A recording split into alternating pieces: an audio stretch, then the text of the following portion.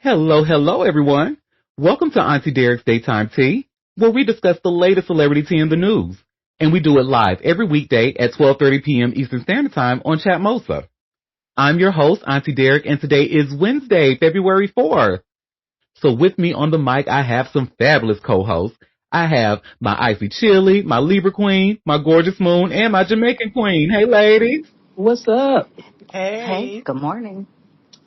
Good morning, and shout out to the listeners as well, holding it down, especially Hammy and my puppy in the chat, and Visas. Hey, y'all.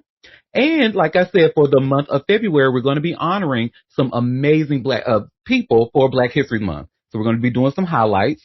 So today's highlight is someone by the name of Kari Upendo, who was brought to my attention by my Libra Queen. So again, thank you, Libra Queen, for bringing this gorgeous woman and her beautiful family to my attention.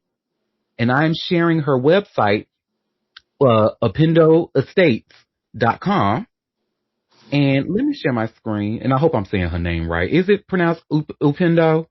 Or, but she'll know, she know who she is, because she's that girl. She's the baddie farmer.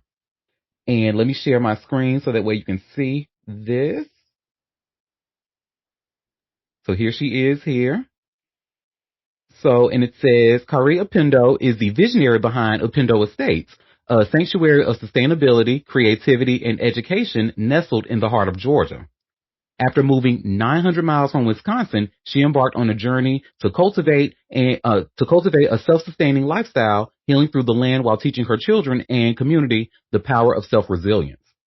A former educator and fashion designer turned creator, Kari seamlessly merges artistry, entrepreneurship, and environmental stewardship. As the head innkeeper and treehouse designer of the Upendo Lodge Estates, she curates immersive experiences from pine needle bakery, and beekeeping workshops to monarch butterfly observation tours and hand-prepared picnic baskets. Ooh, sounds fun. With a background in art therapy, authorship, and at-risk youth education, Kari has dedicated her career to fostering knowledge, empowerment, and innovation. She has led research initiatives, organized workshops, and professional development programs, and contributed to major entrepreneurial studies. Her work has earned her prestigious awards in entrepreneurship, philanthropy, and community engagement. In addition to her work at Upendo Estates, Kari co-founded Buildabo, a social retail-based business, and established the Upendo Library, a publishing hub dedicated to African American literature. Her passion for sustainable living, artistic expression, and community enrichment is the foundation of Upendo Estates, a place where nature, culture, and education intertwine to inspire the next generation. Kari, you better work, honey. And these are her children. She be working. I'm not even gonna hold you. She be doing it. I love it. And then, when in our group chat, when Quinn brought this to our attention, you was like, oh, yes, I follow her. I love her. And I was like, oh, who is this baddie? So I'm glad, too. I'm glad to, look, better late than never. I'm glad I discovered her. This is, and it's because my only knowledge of black farming that I can see on the internet is like, that I can think of off the top of my head is Khalees. And she's not even over here no more. She's over in Kenya. So. Yeah, no. This young lady is doing the damn thing. And everything she does is like sourced from scratch. Everything on her farm she uses food-wise, and it's a beautiful thing to see, honestly. And all her kids are involved, and they're all smart. And I can tell, and I've learned about her kids on this page as well. So here's Avon Upendo, and it says, Avon is our insect enthusiast. He loves to explore, play, and admire nature. He is also a published author of the book titled Poke, Shake, Tilt. Avon custom makes insect taxidermy cubes where he preserves nature and insects within resin. These cubes can be purchased in the gift shop, and it says no insects are harmed. All bugs used are found deceased. Oh, okay. So Peter, don't be sending them no emails, okay? Anywho. And then there is Asher Upendo. So Asher loves to play with the chickens, cook in the kitchen, and play outside all day. He loves nature hikes, looking for rocks, and exploring and meeting people. Some of the beautiful crystals and rose quartz he has found can be found near the pond. Oh, so shout out to Asher. And then we have Alex Hart Upendo. Babe, look at this award winner right here, honey. So Alex is our junior ground maintenance as well as our amphibian expert. He has extensive knowledge in frogs. He created the estate's very own frog pond that ecologically cultivates flora and houses 4 different species of frogs and toads. Our natural pond is a favorite feature as you're sure to see baby frogs jump out of the water when getting near it. Alex is no stranger to business. At the age of 9, he created a national brand named Build-A-Bow.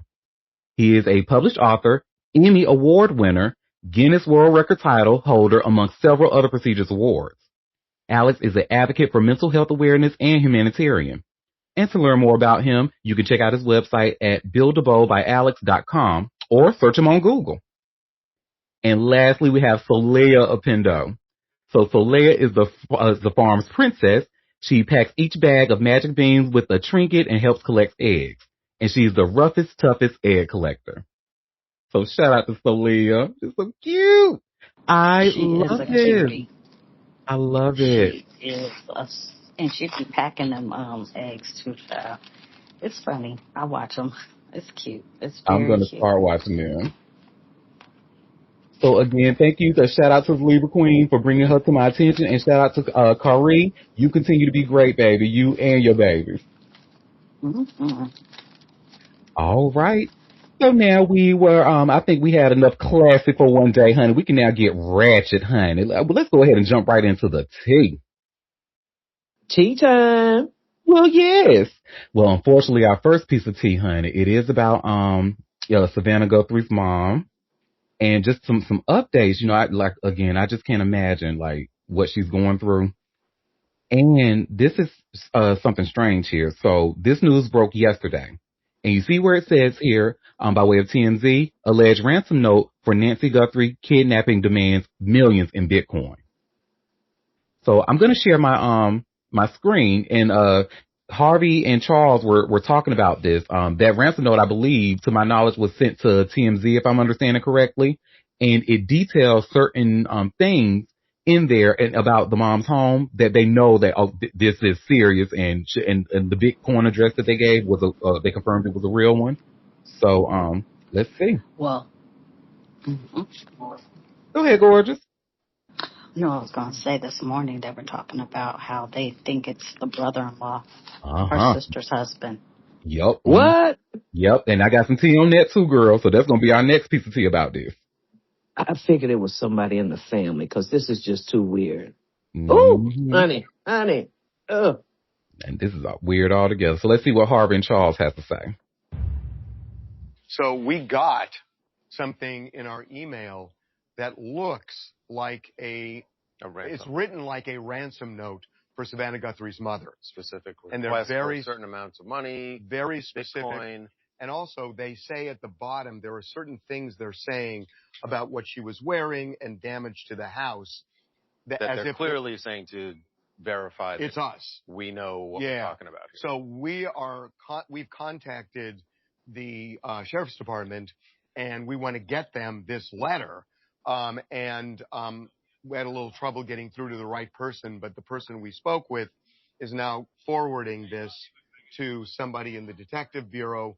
So if my phone rings, I may have to stop. And what's interesting is, there was just a news conference that just ended with the sheriff, and he was asked about, we're going to do this segment in a few minutes, but he was asked about a ransom note, and he just said, we're following all leads. Yeah, and it's again, we don't know if it's this authentic, is legit, if it's authentic or not. But when you read it, they're acting as if, only we would know these things, right, and we're serious. And there's a dollar demand and an or else in there. Mm-hmm. So we will let you know as this thing kind of develops.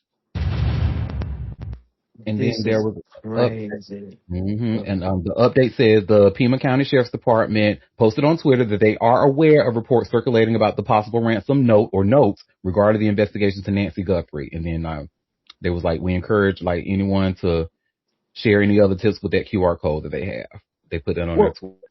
Where did it come from that they think it's the brother-in-law? Oh, That was just some speculation because police were looking into the family at first. So yeah. but and police always do that. So but they do. Cops have not confirmed that the brother-in-law is a suspect, and I have that TMZ article here. Oh, okay. Okay. And you all should see where it says cops deny report claiming Savannah Guthrie's brother-in-law quote unquote may be a suspect. And then there's a little clip here from Ashley Banfield from CNN, or is she with Newsmax now? Doesn't matter, but she's the one talking about it, and she's the one Mm-hmm. who broke it down of why people may think it's him, but no, cops have not confirmed that. So give me 1 second. Okay. One law enforcement source, very connected, highly regarded, impeccable credentials, knowledge of this investigation, says that Tommaso Cioni, Annie P. Guthrie's husband, may be the prime suspect in this case, and Annie's vehicle has been towed, impounded, and is now in evidence. At the very least, let me tamp that down, because sometimes it's the first person you're looking at, not prime as in there's no one else. Okay, so let's be really mindful of that. Families are always looked at first as well. I can That's tell true. you that Mrs. Guthrie had cameras, plural, at this home, and that they were smashed. But I can tell you they are Nest cameras. They are Nest cameras, plural, and that whoever did this may have smashed those cameras, plural. So they're not there, presumably because law enforcement took those smashed cameras as evidence.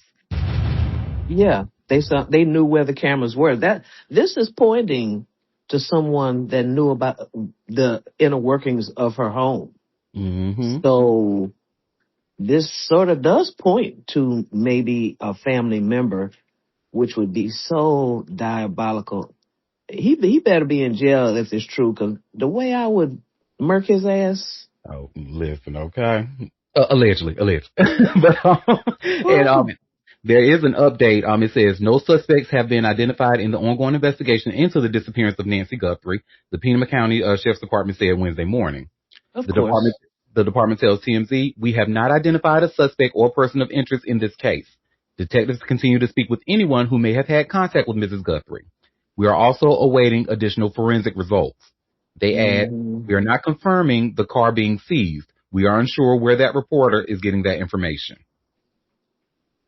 Well, doesn't mean it wasn't seized. Right. They're not confirming it. Okay. That's who said that, allegedly, honey. This is, baby, the world is in a mess. The whole damn world. Mm-hmm. You're right. You're right about that. No, you really are right, because now we finished talking about Savannah Guthrie and her mom Nancy. Now let's talk about Lil John and his son. So Lil John's son is reportedly missing down in Georgia. Oh my God. Mm-hmm. And you see, I just shared here by way of TMZ, Lil John's son, DJ Young Slade, reported missing in Georgia. Well, Lil Jon is dealing with a scary situation right now. His son, DJ Young Slade, has been reported missing in Georgia. The Milton Police Department put out a missing persons alert Tuesday saying 28-year-old Slade, whose legal name is Nathan Murray Smith, ran out of his home on foot and hasn't been seen since, adding he doesn't have a phone, he may be disoriented, or he could be in need of help. Local outlet Rough Draft Atlanta reported there was an active police matter unfolding in Mayfield Park in Milton, about 30 miles north of downtown Atlanta. Authorities stress there's no threat to the public, but they're asking anyone with information to help locate Smith and confirm his whereabouts. DJ Young Slade has been trying to follow in the footsteps of his Grammy-winning father, often crediting him for teaching him a strong work ethic. Lil Jon said in a 2024 interview, it was cool to see his son working in the same industry. And then there's been an update. It says, so the update of this morning, a rep for Lil Jon tells TMZ, the family is asking for privacy at this time. We're also asking for continued prayers for Nathan to come home safe. Thank you. Well, prayers up, Lil Jon. We certainly do hope for his safe return. Yes, we do. That is so sad. Mm-hmm. Well, that is Mm. that on that. Child, oh, this next story, honey. Margarita girl. What we doing? Y'all know who Margarita is, honey. The one who Not, like, leave Margarita alone. honey, we about to go down her neck today, girl, because she might not be who she say she is. That's the gal. Oh. Girl. So how about Quentin Aaron's brother is talking, and he said he feels for his brother's safety. Oh my God. Uh-huh. And you see, I just shared here by way of TMZ. Quentin Aaron's family says his wife isn't legit. She claims spiritual marriage. And this story gets Oh. crazier and crazier, y'all. I'm gonna let you read the story.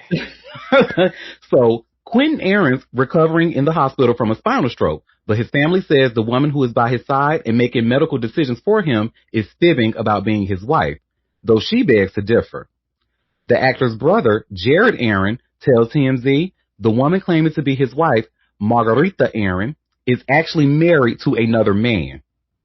His immediate worry is as she's misrepresenting herself as his legal wife to the medical staff at the hospital and is helping make crucial and life-saving medical decisions. Margarita tells us she and Aaron got spiritually married. So they're spiritually married. She adds she does not have power of attorney and she has never made medical decisions on Quentin's behalf. Jared isn't buying that, saying, I genuinely fear for my brother's life. Margarita says, if he's saying I'm such a bad person, why does he live with me and Quentin? In response, Jared says he didn't know they weren't legally married when they all lived under the same roof. Quentin, by all accounts, has not been confronted with these claims. His brother says he's not telling Quentin yet and is going to wait until he makes a full recovery from the spinal stroke his family says he suffered. Well, I think he knows now, honey. Anywho. Still, Jared says, I have all this crucial information that Quentin doesn't know about, and now it feels like I've gotten it too late. Quentin's family tells us in a new statement, since the health crisis of our beloved family member Quentin Aaron, we have raised some suspicions about the legitimacy of Quentin and Margarita's marriage to each other, as well as her legitimacy as a registered nurse. The family adds, we have found some alarming details. We as a family believe Margarita isn't who she claimed to be to us. This has caused us to want to investigate her This has caused us to want to investigate her further. Margarita's own family members are also backing up the Aaron's family suspicions, with her daughter and niece telling us Margarita is indeed married to another man. Bitch. Wow. Margarita, I was rooting for you, girl. Yeah, overrooting. But here's the thing. Quentin is not incapacitated mentally, No, he's not. just physically. So he is able to make his own decisions about his medical care. Thank God. Yeah, Margarita, maybe just a fake fake margarita, not a real Margarita may be margarita. tequila, honey. She may be a shot of tequila. Girl, this is crazy. Yeah. There is too many wolves in sheep clothing these days. It's a lot. Mm-hmm. Listen, though, I kind of like, but remember, I said this was kind of weird, though, even though I was like saying a lot of that in jest with Margarita throwing that puss and stuff. But I was like, for him to like credit, oh, she's this, oh, she's that, oh, I'm this, and that. I'm like, okay, he's laying it on real thick. And then we know that they are supposed to be heavily religious. Well, Mm-hmm. so yeah, I'm like, But she so probably did whip it on him. I mean, there's nothing wrong with that, but you better at throw that least 65 puss Margarita. I know that's right, girl. at least it's come around that, that the marriage isn't legal, especially if she's married to another man. No other marriage is going to count, spiritual or otherwise. And now you're going to question the legality of her nursing license. I mean, wow. But he's not mentally incapacitated. So it's okay that she's there, but he can make his own decisions. Even if he talks with her about it, he can make his own decisions. So there's that. And I think the decision he made, he was like, look, I want some pussy. So, look, I don't care You if know her name what? is Margarita. See, I knew we wasn't going to get past the story without you going somewhere else. If you don't get out of here. Oh, Sorry. Okay. Well, this next story, I couldn't even wait to talk about this next story, honey, with my Libra queen, honey, because I know she's about to go smooth off, and rightfully so, honey. So Shabuzi, honey, looks as if he elaborated on his quote unquote apology about his Grammy award winning speech at the Grammys, and he pretty much made a statement saying immigrants built this country. He's gotten a lot of pushback. It was like, well, hold up now. You are all welcome here. We love, the work. We recognize your hard work, but who has built this country was Black Americans. Like, let's be really clear. Like, slaves built this country. So he doubles down. And let me just, y'all see, I just share here by way of TMZ. Shabuzi addresses immigrant built this country backlash from Grammy speech. And it starts off by saying, Shabuzi found himself in hot water after his big Grammy win Sunday, because some viewers took issue with his acceptance speech, suggesting it ignored the role of enslaved Africans in America. In a mea culpa posted Tuesday, Shabuzi penned a message giving more context to his words. The singer wrote, "To be clear, I know and believe that we, Black people, have also built this country. My words were never intended to dismiss that truth. I am both a Black man and the son of Nigerian immigrants, and in the overwhelming moment of winning my first Grammy, my focus was on honoring the sacrifices my parents made by coming to this country to give me and my siblings opportunities they never had." Shabuzi went on to note the significance of being the first Black man to win the Grammy for Best Country Duo Group Performance on the first day of Black History Month. It stands on the foundation laid by generations of Black people who fought, sacrificed, and succeeded long before me, he wrote. This moment belongs to all of us. This all stems from the Nigerian American rapper and country star paying tribute to his parents who came to the U.S. to give him a better life.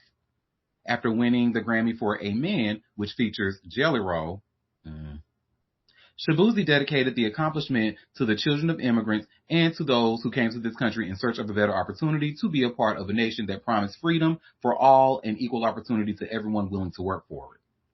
The comment also seemed to champion those wrongly victimized by the recent ramp-up of ISIS's aggressive and at times imprecise tactics.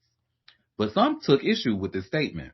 Not some, honey, most. Anywho, Martin Luther King Jr.'s daughter, Bernice King, posted on Twitter writing, "Are people including enslaved Africans, descendants of those enslaved, and Black people who unjust, low-wage labor sustained the economy in the 1800s and 1900s as immigrants when they say immigrants built this country?" She added, "Our ancestors weren't folks who came here seeking a better life. They arrived in chains, were bred like cattle, and severely violated sexually and otherwise. Their trauma shouldn't be diminished or forgotten, even in efforts towards freedom from ISIS inhumane violent tactics. We can only get to justice for all when the truth is taught, embraced, and spoken." Mm-hmm. And Mrs. King is absolutely right, honey.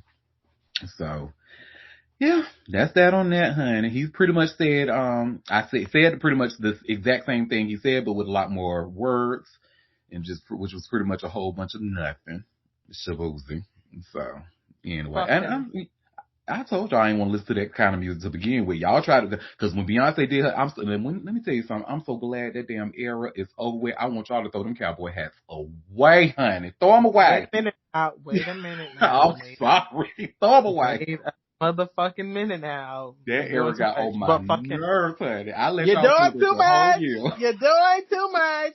I'm ready for Bring On Act 3, honey. I'm so ready. When I say I'm so way past over them cowboy hats, honey, get rid of them. And throw Shabuzi in the trash along with them, honey. But, yeah, a whole bunch of nothing. He could have kept that apology. He could have just said nothing. And now I just feel like he made it worse, because if anybody was like going to even give you just a little bit of grace, it wasn't going to be me, but if anybody was going to give you a little bit of grace, baby, you done lost it with this elaboration. And my biggest thing is the biggest thing that really is pissing me off is the infantilization of a grown ass man. That motherfucker is a 30-year-old man. He is not no fucking little bitty kid. He's not no fucking teenager. He grew up in Virginia. He was born and raised in Virginia, so the educational system in the Woodbridge area is actually good. And to sit here and placate because oh, I misspoke. No, ain't no fucking misspeaking. Ain't no fucking nothing, none of that. You said what the fuck you said, and then you reiterated what you said in the midst of trying to fake an apology. Bitch, go to hell. Actually, and the people who are like, well, that's not the sentiment of which it was the sentiment in what he said. It absolutely was, because not to compare, Shorty, Olivia Dean, or whatever, however her Olivia name is. D. Her. Yeah. She made her statement about being the child of immigrants, and I ain't have no problem with it, because she spoke on her personal experience and personal stance, right? Because she is a child of immigrants.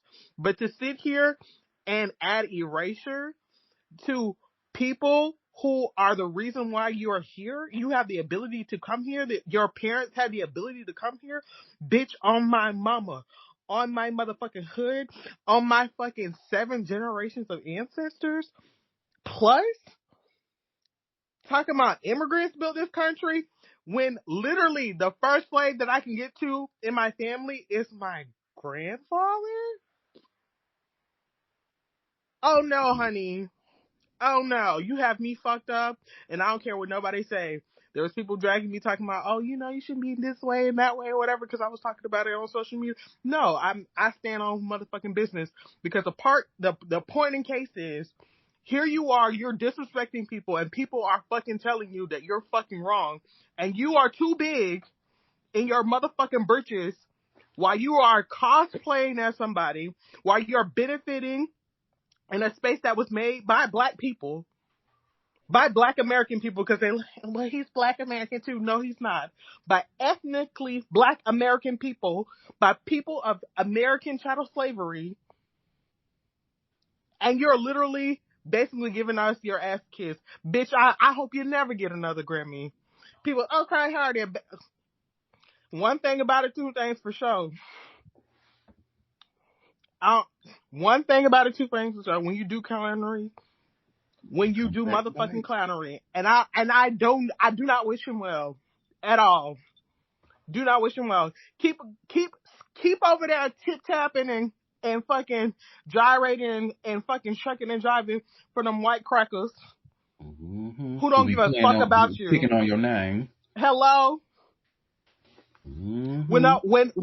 When people were waking it up about the song that you made based off of a Black American song that you sampled, that you Shout out were to praying. Jaquan. Hello, shout out to him, that you are praying to get fucking cleared, and you was quote unquote so grateful, and then literally erased all the black people, all the black country people that you could have included in the visuals for that fucking song. You filled with redneck motherfuckers from the backwoods of wherever the fuck you found them from. Please, sir, be fucking for real. No, I agree 100% with what you're saying, Queen. And then we've always had, like, when it came to other people in the diaspora, they've always kind of had some, and I think I should be more specific, other black people in the diaspora, because they tend to have, like, some very negative sentiments about black Americans. And it seems like it's actually gotten a lot worse over the years. And I actually saw someone put a tweet. I'm paraphrasing. I can't remember exactly what she said, but it was a really good one. She was saying how, like, anytime that a black American wants to correct you with your misinformation and stuff, you always want to call it a diaspora war. It's not a war, but if me correcting you is a war, then let's fucking go. But she didn't say it like that. But yeah, and she's absolutely right. It's not a diaspora Correct. war. We're telling Absolutely correct. And I say this, and I'm gonna tell you this. I say this as somebody who's been to Nigeria. I say this as someone who's traveled to West Africa. I say this as someone who has done extensive reading and research about fucking Nigerians, Igbo people specifically, because that's the tribe that he fucking comes from. That's what his name is Igbo. And who have all the grace and respect for those people. That where you really have me fucked up is that you cannot extend the same grace while benefiting off of my fucking ancestors. That's where you have me fucked up. And thinking that all shit is sweet. No, it is not fucking sweet. Oh, we're all Americans? No, we're not all fucking American. We're not the same. We're not all one. We're not all well, you're African, you're this, you're... No, that's not the case. Respect me just like I respect the fuck out of you. And respect respect the people whose fucking shoulders you are standing on, whose fucking hard work, labor, blood, sweat, tears, pain, grief, all of the things that you fucking stand on in this fucking country that made a way for you and your family to be here, to be able to travel here by choice, not by force. Mm-hmm. You better say it, girl. That is the truth. And the funny thing is that the people who are first or second generation immigrants, black immigrants, they come over here and they literally start doing the work of the racist white people. You're not helping anything that's going on here. You're actually feeding into what we've been trying to fight against since we've been here. And for them not to understand that is really disheartening and really tiresome. And it seems like it's like a willful, like they're making effort to misunderstand it. You know what I'm saying? It's like they don't want to. That's what bothers me. Which is weird as hell. Like, why are you doing the work of the people? Why are you doing the work? You're making it way too easy for them. That's weird. Man. Well, shout out to all the immigrants who don't do that. Like what's her name was mentioning earlier, Olivia. I wish I knew her name, but her music a little bit too young for Auntie. But shout out to her. But girl, now, so we talked about Shabuzi and Black Americans, honey. Let's talk about Tate McRae and Americans, honey. So, y'all know who Tate McRae is, right? Or know of her? No. Okay, well, I will say Just this. The assumption that we would know who this person is for me. The only reason I thought y'all would know is because they post so many of her videos. Oh, I see so many of her videos on timeline. Yeah. She could barely sing. I've seen her videos. She dances well or something like that. And they try. Yeah, I've seen her. Well, I'm glad my timeline don't be full of that fucker. Because what do you mean? To tell me, you asked me if I know who this white girl is. Oh my God, that's kind of crazy. Canadian at that. Listen, I thought y'all might have maybe seen her on your timeline in passing, but I guess not. You thought. That's crazy. I'm with Quinn on this Black one. History Thank God my In Black History timeline. In Black me from this foolery. I'm sorry. I apologize for all my knuckles. Well, Tate McRae is basically the Canadian Benedict Arnold in some fans' eyes this week, after the pop star dropped a promo hyping up Team USA in the Olympics, despite hailing from the North. The Revolving Door singer shared an ad on her Instagram showing her skiing up to an owl to discuss NBC's packed schedule this weekend. The Winter Games opening ceremony, figure skating events, Lindsey Vonn's big return. Oh, and yeah, the Super Bowl on Sunday. Along with a few who jokes, McRae tells the owl she's stoked to catch the red, white, and blue in action, which has ruffled some feathers. Isn't she Canadian? What is she doing? One user wrote, while another added, "Girl, you're Canadian. Please, what is this?" Others also pointed out the timing, as the relationship between the U.S. and Canada is pretty strained at the moment. There's more. Tate, I love you, but this should have been for Canada. And you're Canadian, but promoting America for the Olympics? This is so disappointing, laughing my ass off. We could go on, but it's worth noting some folks didn't really care about her hooting and hollering for America, elected to praise her performance and looks instead. As one smart user pointed out, perhaps Team USA simply offered her a bigger bag to be its cheerleader. And if that was the case, there's a greedy joke to be made. You know what, TMZ? I want y'all to be journalists and stop trying to be comedians. Because, girl, you thought you ate with that last line. But anyway, and let me share my screen. This is have y'all been seeing the commercials for the Olympics that's coming up? Like, I've seen a couple. I know I saw one with Dua Lipa. They've been doing a few weeks ago they were doing the commercials for like bed, like rest is part of my training, and that's Oh. pretty much it. That's all I've seen. I don't want Dang. to see any more. Let it be. Oh.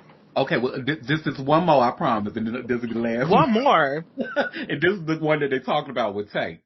Why she got? What does she have on? This giving slutty Santa. Yes, okay. Ho, ho, ho. And why my pants that low? Oh, hi. I'm a bit lost. Pete McCrae? Nobody. Nobody's girl, that is. I'm trying to get to Milan for an amazing opening ceremony and meet Team USA. Then it's the weekend with America's best skating for gold and Lindsey Vonn's epic comeback. And back to the States for the big game, Super Bowl 60. Okay, I'll just ask someone else then. Forget it. Okay, so one, she sounds like a fucking idiot. And two, this is where they got the owl thing from. This is where the owl trend came from. I need y'all to get up off the floor. I think the I'm trend eating. came before the owl thing here. I think they're just playing off the trend because it's been around. Either way, throw it all away. Yeah, that was crazy. A terrible commercial. She was trying to get Ashley Tisdale, and that's crazy. Look, but didn't Lindsey Vonn already mess up her knee before the She tore her Olympics even ACL. Yes, she did. But she says she's still going to compete. She's still going to try. And I'm like, well, girl, you just trying to cripple yourself, okay? She's going to be in a wheelchair for the rest of her life. She really trying to cripple herself with a torn ACL. And when is the Olympics? Like a week away? And she just did this injury? Come on, girl. She's stupid. Stupid. But it's her knees, not ours. Look, when she is in her 60s, it is going to kick her ass. I don't even think she'll have to wait that long. Right? I'm pretty sure she's in a chronic pain situation. I'm sure. She's still gonna try. She's gonna try. Oh my girl, you was crazy. Try to do that, girl. I want you to try to sit your ass down, girl. Try to make the biggest comeback ever. You're not. At her big age. Already. You tore your ACL. Your comeback is done. It's foolish, really. It's really foolish for her to even say that she's going to still attempt to compete with a torn. Like, where's her friends and family? Like, I know she got like a health professional in that family. Like, well, you know what all they probably see is dollar signs. So. And her coaches, I mean, they have medical people on the coaching team and all that. Like, aren't they telling her this is foolish? But I guess they can't stop her. But I suppose she has qualified with the races she's won so far to even be on the team, since it's so close and she's run several races and won or whatever. But at this point, girl, what haven't you done in life that you want to risk your complete ability to move around like this? Like, you could get catastrophically more injured, and it's just... I've got injuries as well before. Well, yeah. Like, not just her leg. She's been injured before, yeah. Back and everything else, I guess. Well, if you want to be crippled, girl, bye. I won't feel sorry for her if that happens to her. I'm just going to say that if you take a catastrophic fall, that's on you. I mean, 1 + 1 = 2. I mean, like, and then you say, because you know I'm not a sports fan, but when NBA players tear their ACL, like, how long do they usually sit out of games? Like, weeks. Yeah. Weeks. Sometimes they're in their season, especially if it early in the season, they don't play anymore until the next season. That's a serious injury, and they're just running up and down the court. And look at what she's doing. Like, come on. Baby, she's zipping and doing it through that motherfucker, honey. At a very high speed. Like, the chances of being seriously injured is great. And you're not at 100%. When I think of skiing, I think that's to rip your whole leg off. That's all I can think about. You could be seriously injured, for real. For real. God bless. Speed racing downhill. Oh, no, Well, baby, this next piece of tea I have for y'all, honey. So now this is actually an Auntie Derek's Daytime Tea exclusive because someone was kind enough to reach out to me and provide some receipts, honey, about a story that I've been talking about since December. So I actually have a little clip that I'm going to play. It's a little refresher clip because for those of you who don't remember, on my show on December 10th last year, I talked about an artist by the name of Clinton Lord, who's in LA, and he was charged with rape, multiple rapes from women who were affected by the LA wildfires. Y'all probably don't remember because again, that was some time ago, and nobody in the room knew who the artist was at the time. But we did talk about the story. And let me get the clip just to remind y'all. Let's not gloss over. This is an exclusive story. This is an exclusive story, huh? It's exclusive. Yes. Drop one of Clue's bombs. Come on. Tea exclusives. This ain't got no bomb, but it do got some gunshots. Hold on. Yes. Okay. But so now let me play the clip from the December 10th show just to remind y'all of what we said about Clinton Lord. Let me share it here. Let me refresh. Clinton Lord Adams, a social media influencer and hip-hop artist, has been hit with multiple felony charges after prosecutors accused him of sexually assaulting two women he allegedly lured to a vacant area still scarred by California's January wildfire destruction. The Los Angeles County District Attorney's Office announced Tuesday that Adams is charged with 3 felony counts of forcible rape and 1 felony count of assault with intent to commit rape. Prosecutors also alleged the crimes involved multiple victims, an enhancement that could significantly increase his prison time. District Attorney Nathan J. Hoffman called the alleged attacks predatory, saying they occurred in an isolated, fire-damaged zone that remained impacted by the devastating winter wildfires. Adams allegedly targeted the women in separate incidents over the summer, bringing each to the remote location where the assaults allegedly occurred. Clinton Lord Adams. So that was that. So does that sound familiar to anybody who was, because I remember Moon and Libra Queen were at the show, but I don't think Chili was here at the time. And I don't remember this guy. Yeah, well, honey. So let me share my my screen because I actually had to save this piece of tea in an iCloud, in my my personal iCloud. So I'm actually going to share my screen so you can see like the pieces of tea that I have. And before I share what I have in my iCloud, I want to introduce you all to someone who is someone by the name of, give me one second, his name is Mr. Zeke Hindle, Esquire. So let me share his website here. And now what's special about Zeke is that Zeke is an attorney for it looks like for Palisades Entertainment, or Palisades Entertainment attorney. His focus was on entertainment. However, after the LA wildfires, we learned that his focus was kind of switched to, get justice for people who were affected by the LA wildfires. Well, the piece of tea that I've gotten in my inbox, so they say, hello, I'm submitting a news tip for your investigative team regarding Clinton Joseph Adams and Zeke Hindle, Palisades Entertainment attorney. It goes on to say this criminal operation was being funded by his mother-in-law, Patricia Winters Anderson, allegedly. So, and I do want to say, we are an entertainment news podcast, so we were not there. We don't know these people, so allegedly. And they even say in the text, it says like, this is not for, we're not here to like make any legal confirmations or anything. We're just looking at information. So, but the evidence that they provided me was that both Zeke and Clinton knew each other very well.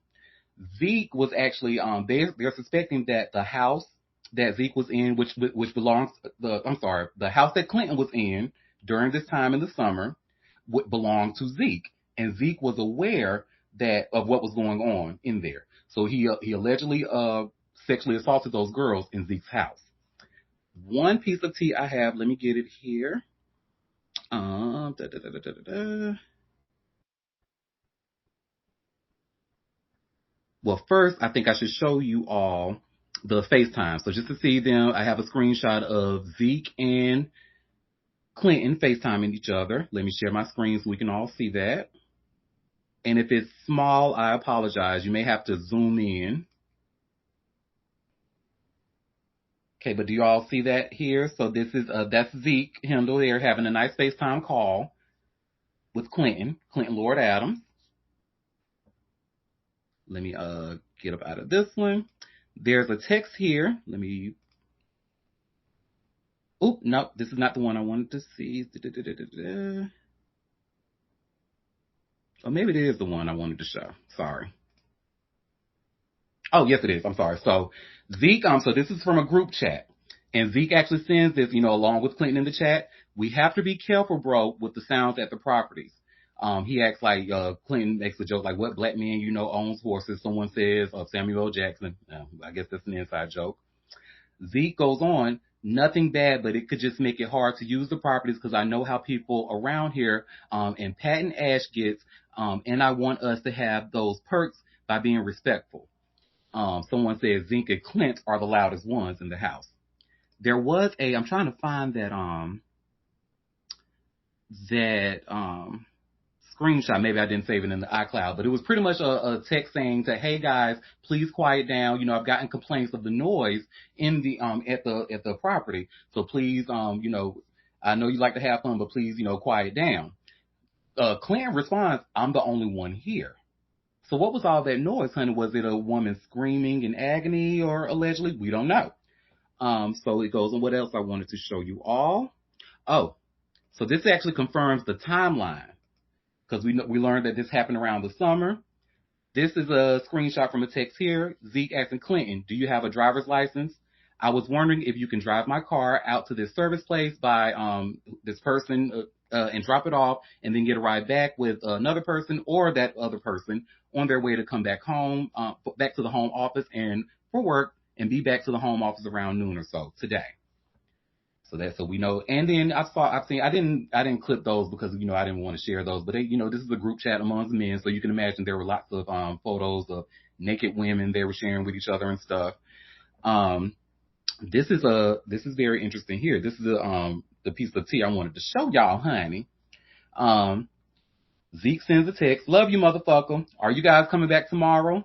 I guess he shares this Amistad clip, and Zeke makes a really poor joke. But lots of work to be done, and we need you, motherfuckers. Give us free. Anywho, this is the gagger right here, honey. I'll give you money if you get us fire victim clients. Seriously, though, I'm going to tell the lift to pick you up in the alleyway. You don't have to put more stress on those shoes. What alleyway? Didn't we learn that from that video, my clip that we just watched from December 10th, that he was alleged to take them to a secluded fire damage area? And so then in the last, here's this is not the last, this is the last picture I wanted to show, but this is on Zeke's Instagram. This is like him at the property, Clinton Lord at Zeke's property. Looks nice out there. Not for sexual assault though. And then one last, now this is a video that was shared with me. A fan from outside the home saw Clinton Lord and said that he loves him and was wanting to come inside or whatever, but Clinton Lord waved back.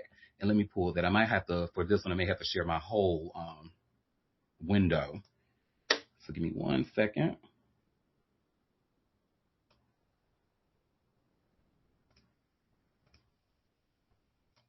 But also, shout out to that person who sent me this information and trusted me to tell this story because, basically, it looks like this person is not a fan of rape and then possibly knows some things that okay, look, because he wasn't, it doesn't look like Clinton Lord was doing this alone or he had help to do what he was doing allegedly.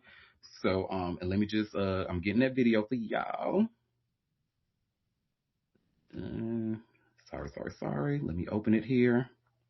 Because this is my first time. iCloud is so confusing at times. Getting on my damn nerve.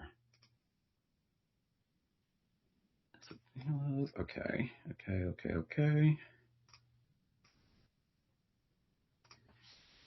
And let me share my window. So that way you all can see this video here that I have.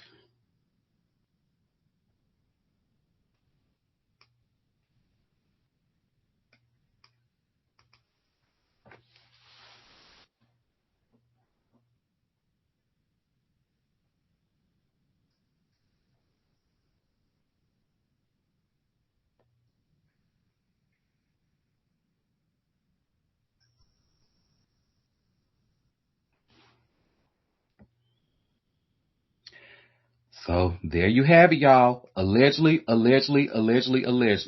So if that was the secluded area that was mentioned, it was either it looks as if based off of the evidence that we've seen that Pac Zeke was able to set that up by way of lift to take it so that way he wouldn't have any damage to his shoes or whatever. So I'm just saying, I'm just saying it looks a little funny. So there you have it. And this was an Auntie Derek's Daytime Tea exclusive. Ow. So Zeke, don't be sending me no cease and desist, girl. That's very highly suspicious. Ugh. Ooh, you Goodness go. gracious. Ooh. Mm-hmm. So we have we have a question to check. Can we summarize what that tea is?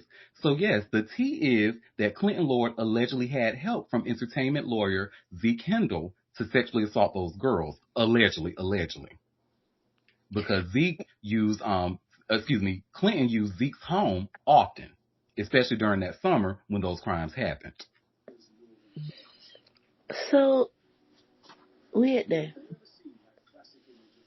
So he have house and he had people staying at the house?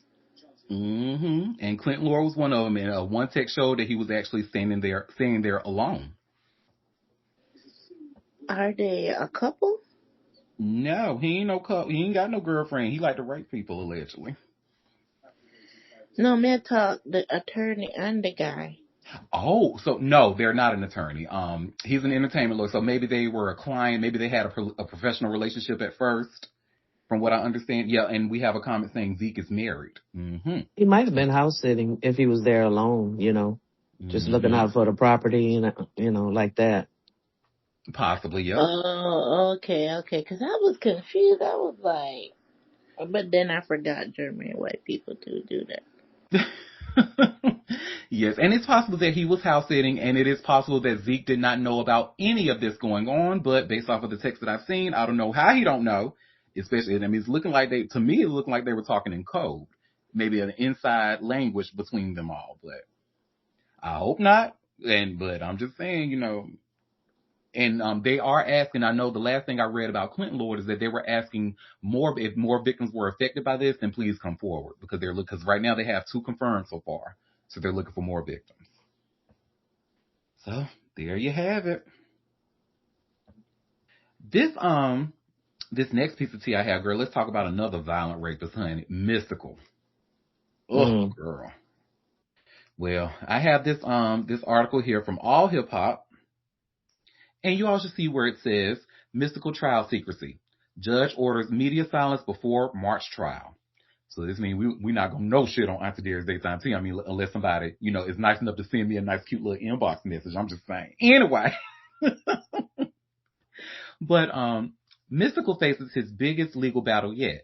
With limited public information available as New Orleans rapper's upcoming rape trial stays shrouded in secrecy thanks to a gag order. The rap star appeared in Ascension Parish Court on January 21st. His defense team requested a gag order that now covers both the prosecution and the defense attorneys. The judge approved the request. A gag order prevents lawyers, witnesses, and court officials from discussing case details with the media or the public. This legal tool keeps sensitive information from influencing potential jurors before trial. The 51-year-old rapper has been sitting in Ascension Parish Jail without bond since his July 2022 arrest on first-degree rape charges. Mystical's current charges include domestic abuse by strangulation, simple robbery, false imprisonment, and multiple drug possession counts. The alleged incident happened at his Prairieville home on July 30th of 2022. The victim claims she was attacked during a dispute over money. She claimed Mystical was high out of his mind when he punched, choked, and pulled her hair before forcing her to pray with him to remove bad spirits, eventually raping her. He pled not guilty to all charges. His attorney, Tiffany Miles Crosby, took over the case and requested delays to review evidence. This marks Tyler's third major legal battle involving sexual assault allegations. He served 6 years in prison from 2004 to 2010 after pleading guilty to sexual battery. The earlier case involved a hairstylist who accused Tyler and two bodyguards of forcing her to perform oral sex. She claimed they threatened to report her for allegedly stealing $800,000 worth of checks. Tyler became a registered sex offender after his release in 2010. He returned to jail briefly in 2012 after violating probation on a domestic abuse charge. Another rape case emerged in 2018 when Tyler faced first-degree rape and kidnapping charges. He spent 18 months in jail before prosecutors dropped those charges in December of 2020 due to insufficient evidence. The Shake Your Ass rapper built his career with No Limit Records in the 90s. He earned 3 Grammy nominations during his peak years. Judge Stephen Turow will oversee Tyler's trial scheduled for March 30th of this year. Tyler has a motion hearing set for March 17th of 2026. If convicted on the first-degree rape charge, Tyler faces life in prison without parole under Louisiana's mandatory sentencing laws. Sounds like they about to lock his ass up and melt the key, honey. I wish they would. Because, he's got a problem. Something's wrong with him. He's sick. Clearly, he can't stop doing that, so keep him in there forever. He don't need to be around women, like, for real, for real. Clearly, he don't do this behavior around other men. But he just needs to keep his ass away from women, period. And then having her to remove bad spirits and praying, honey, doing predatory shit in the name of the Lord, which is a lot of what y'all do. But, Oh, we have a comment. All my favorites are now catching charges. It's a shame. Can't listen to nothing but Shirley Caesar's ass. Well, if you want to know about her, let me stop. We love Shirley. Shout out to Shirley Caesar. Well, this next story I have, honey. So Showtime, has received, I'm sure they, received some legal papers from Floyd Mayweather. It looks like he is suing Showtime. So I have this link here from TMZ, and you all should see where it says Floyd Mayweather sues Showtime and says, "You cheated me out of millions." So Floyd Mayweather says he made over $1 billion in earnings over his legendary career, but the 50-0 fighter claims all the money didn't make it to his bank account. And now he's suing Showtime, claiming they played a big role in his ex-manager screwing him out of hundreds of millions of dollars. In the lawsuit, filed by Floyd in California and obtained by TMZ Sports, Mayweather says he's gunning to recover hundreds of millions of dollars in the misappropriated funds and damages resulting from a long-running and elaborate scheme of financial fraud, allegedly perpetrated by his longtime advisor, Al Heyman. And now he's claiming Heyman got substantial participation and aid from Showtime and former Showtime sports president, Steven Espinoza. Showtime and Espinoza are listed as defendants, while Heyman is not being sued. Floyd claims Heyman, with whom he worked for over a decade, misappropriated a significant portion of his career earnings to the tune of a whopping $340 million. And he says he did so with the help of Showtime and SE. Mayweather says the money is still missing and unaccounted for. In the suit, Mayweather references several of his biggest fights, including against Manny Pacquiao and Conor McGregor, alleging Showtime and Espinoza effectively delivered money owed to Floyd directly into Heyman's hands by sending accounts essentially controlled by Heyman.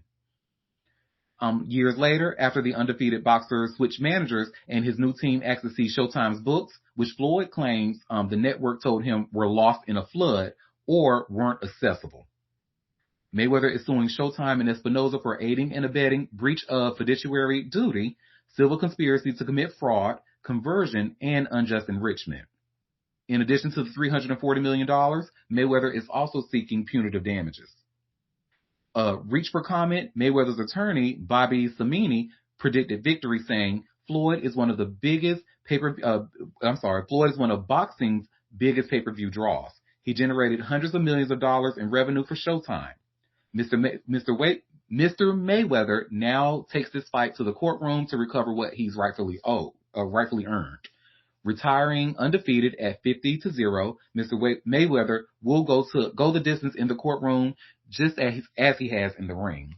I don't know why his name is such a tongue twister for me. Mr. Mayweather. Oh, that was hard to say, honey. But yeah.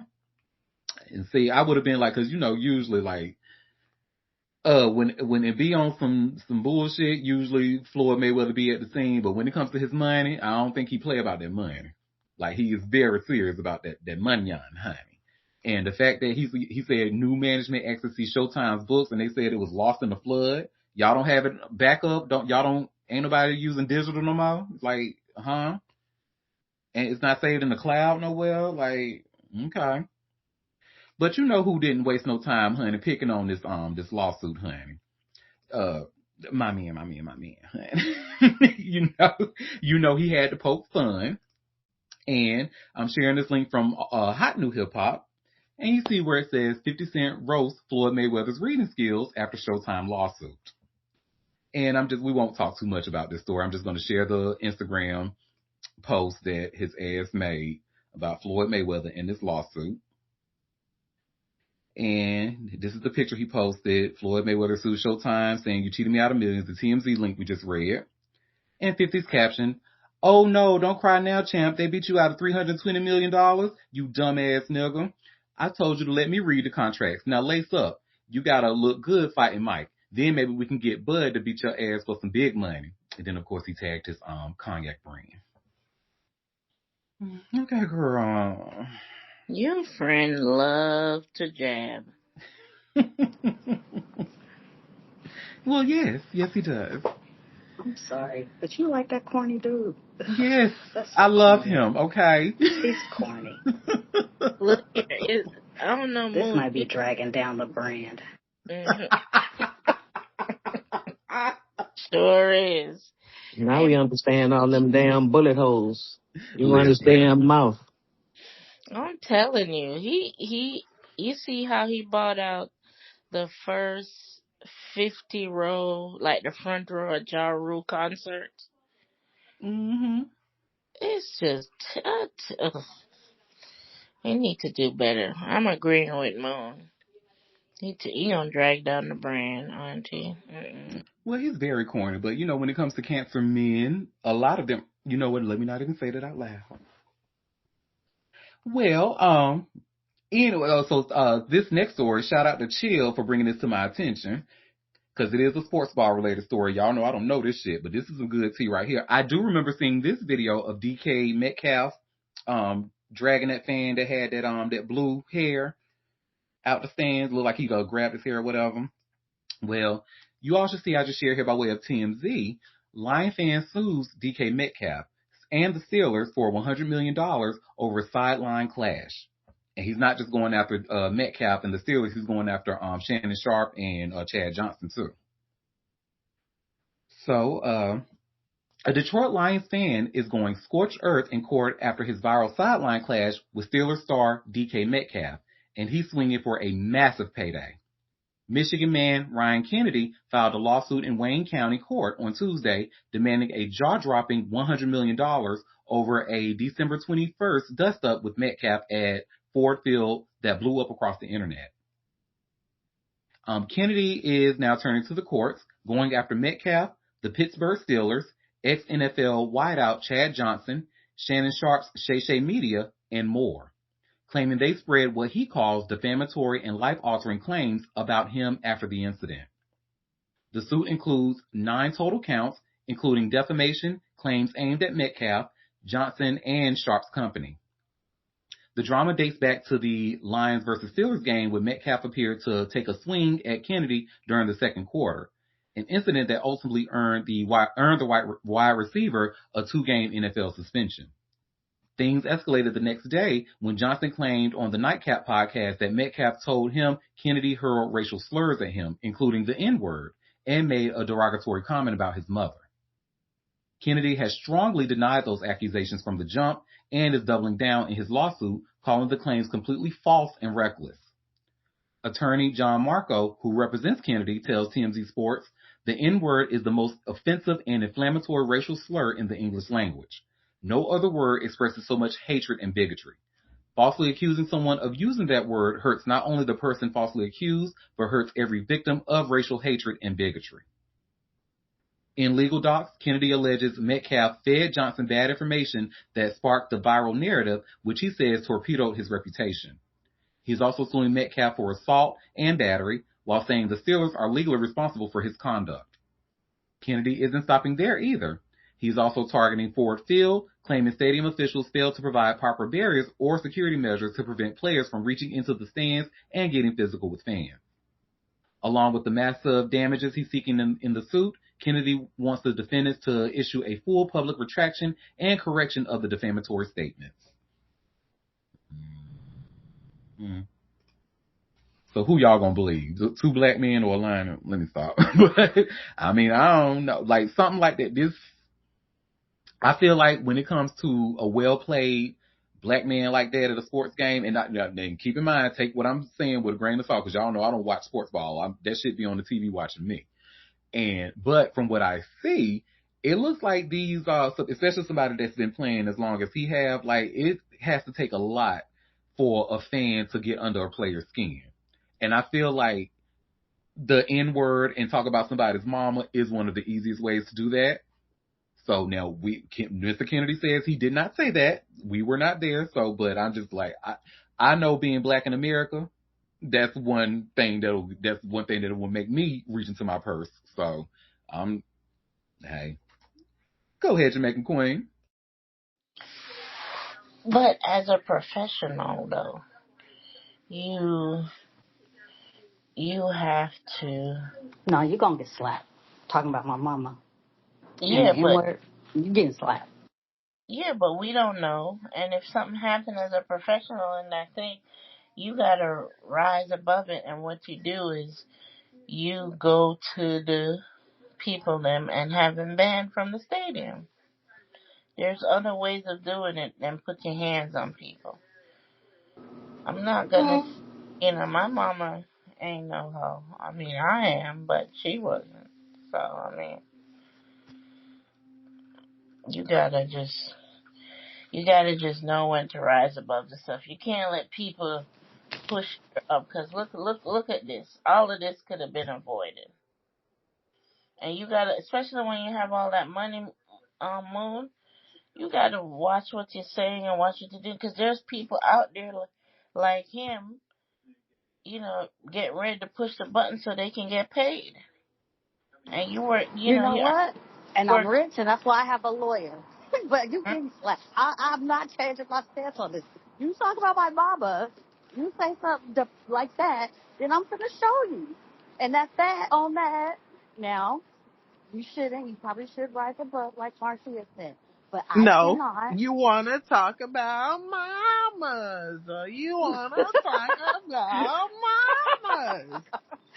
I mean, I probably should, but I'm not, and I'm just be honest. I probably snatch his ass out that goddamn shit too. Bet you won't talk about nobody else's mama. And you know what? Lawyer, handle that. And I might be suspended for some games, but you finna fuck around and find out. I have funds set aside. Okay?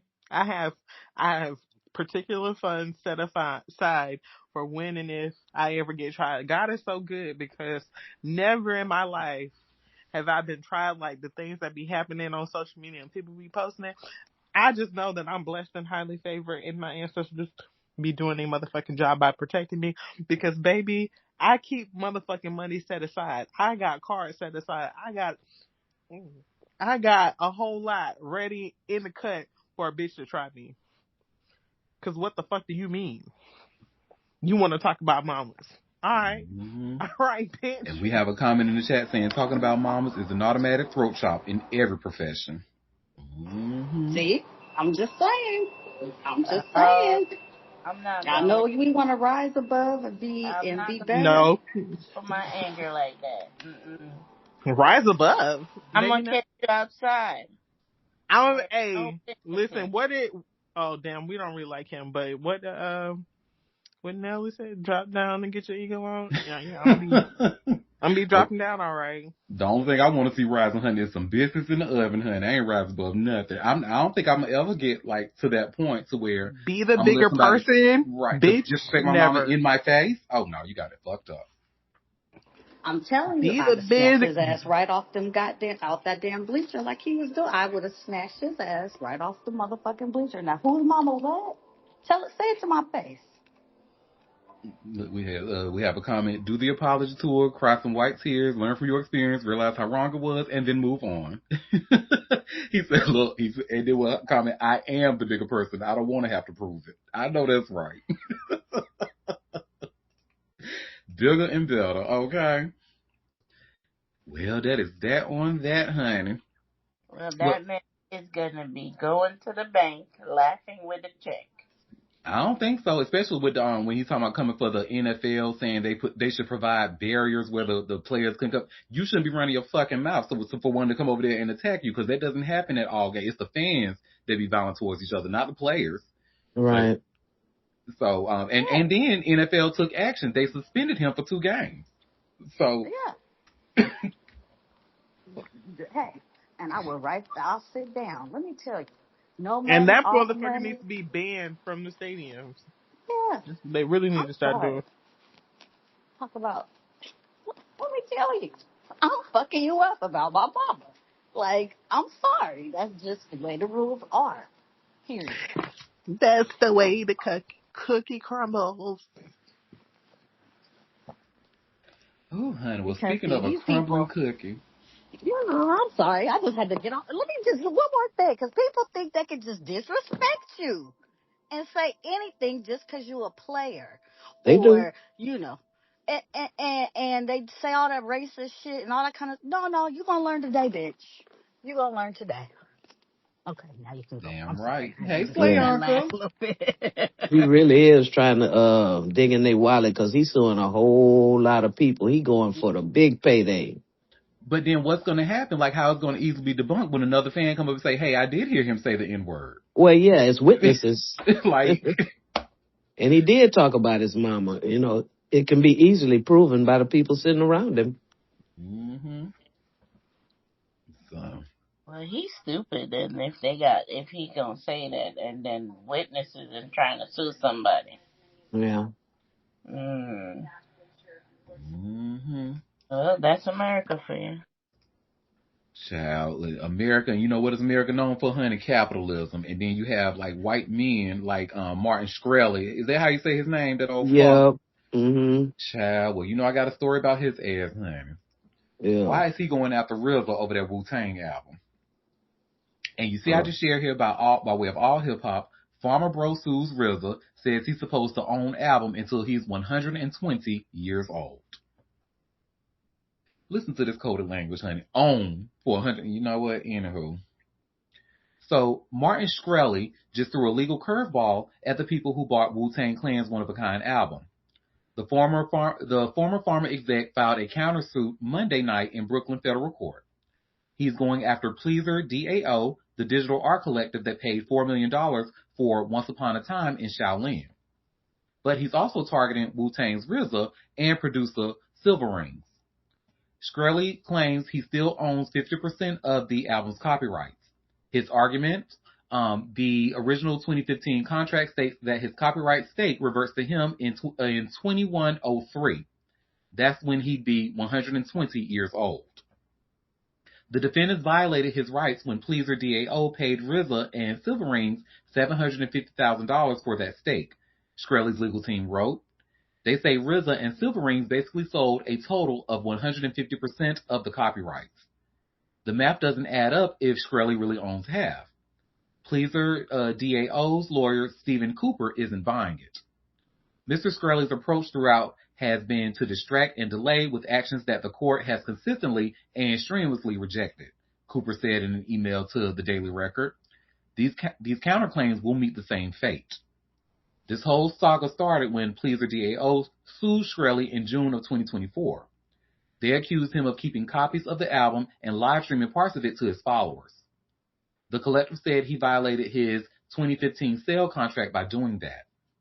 Shkreli originally bought the album for $1.5 million in 2015, but he had to give it up in 2017 after his conviction for defrauding hedge fund investors and scheming to defraud investors in his drug maker Retrofin. The government sold the album to Pleaser DAO for about $4 million in 2021. Last September, U.S. District Judge Pamela Chin allowed Pleaser DAO's lawsuit to proceed. She said that the album's value comes from the collective's ability to exploit its exclusivity to create an experience that its competitors cannot. But now Shkreli is fighting back. He wants unspecified damages and profits from RZA, Silver Rings, and Pleaser DAO. Shkreli became known as Farmer Bro in 2015 when he jacked up the price of life-saving drug Daraprim from $17.50 to $750 per tablet overnight. He was released from prison early in 2022 and is banned from the pharmaceutical industry. Fuck him. I'm so sick of him. I wish he'd just keel over. Oh my God, he is a nuisance. I'm sure you're not the only one, girl. Fucking nuisance. And he need to go to hell. That little nerd. Yeah. Well, that is that on that, honey. I'm sure if I get any updates about this story, I will be sure to update the group. Child, if Weasel had a picture next to it.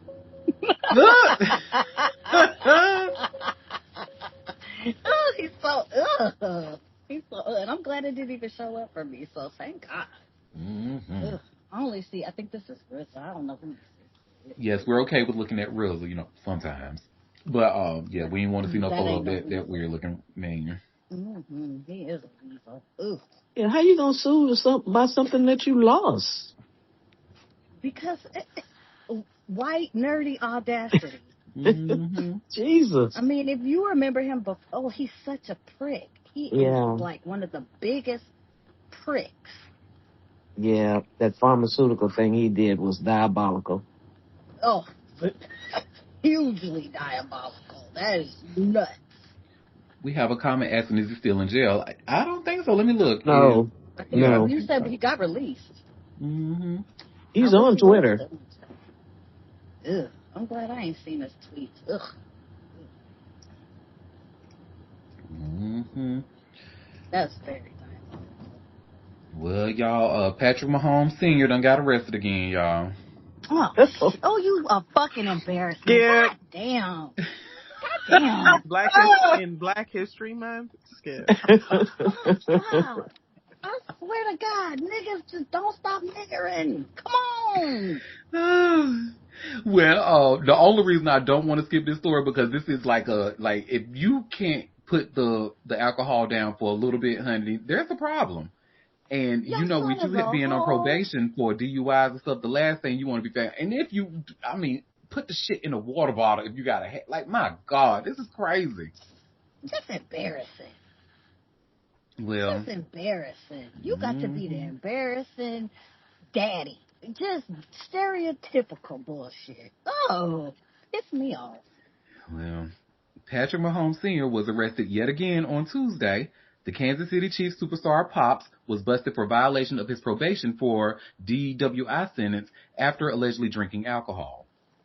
The 55-year-old former MLB player was booked in Smith County Jail at 8:53 a.m., and he didn't look too thrilled as he posed for another mugshot. The district attorney confirmed to us that Mahomes Sr. was jailed for a probation violation, with a probation violation report stating he had a high alcohol reading on his Scram alcohol ACO monitor on January 1st. The doc states Mahomes provided urine samples later on both January 5th and 9th, and the results were negative for alcohol. As we previously reported, Mahomes has been arrested for DUI at least 3 times, the most recent coming days before the Super Bowl in 2024, which his son's Chiefs competed and won over the San Francisco 49ers. 49ers, excuse me. Ironically, Tuesday marks 2 years since that arrest, with body cam footage of the run-in showing him trying to use his son's name to get out of trouble. Mahomes pled guilty to DWI months later and was handed a 5-year probation sentence. He'll have his day in court, but as of right now, it doesn't look like the date has been set just yet. And they say the story's still developing. Stop being that embarrassing ass nigga. Upsetting moon, Auntie. Because you know what, the one thing you did right is half-ass, and then you just over here fucking it off, and then trying to use your son's name. You're so damn embarrassing. Look, that's right. I mean, look, to be completely honest, as much as these men love football out here, I would have did the same thing. Like, look, you know who my son is. Like, look, you know, maybe he can get you some tickets. I don't know. Now you go to jail for bribery. God damn it. but then that's when you tell the club, you know, oh, I was just kidding. That's so damn embarrassing.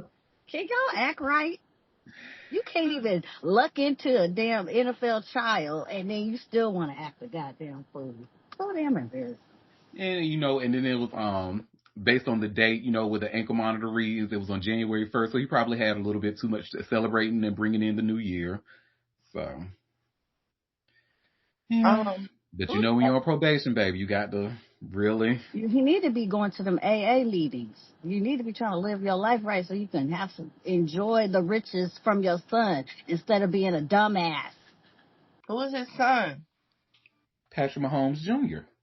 I don't know him. Who he be? Quarterback. Who he play for? What? Kansas City. Chiefs? Yes, Kansas City. He's the quarterback. Oh, he's the one he's the light-skinned one? Yeah. Yeah.